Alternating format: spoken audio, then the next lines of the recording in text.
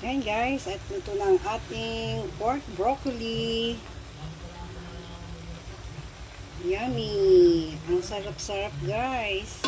Napakabango. Hi guys, magagawa tayo ngayon ng ating ulang panghapunan. Meron tayo dito bawang, sibuyas at pork cube. Dito lang tayo guys. At yan guys, ilagay na natin ang ating marinated na kaming baboy.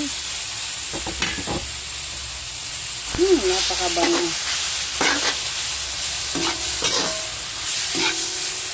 Isasangkot siya natin ito hanggang sa maluto.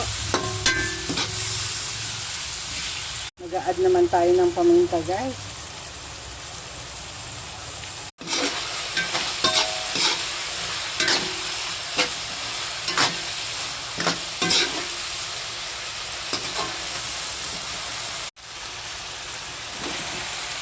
Lagyan na rin natin ang ating sayote at ang tangkay ng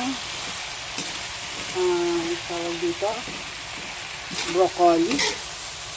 Ayan guys, gisa-gisahin lang natin to guys, at lalagay na natin ang ating broccoli. Ayan guys, yan ang ating ulam.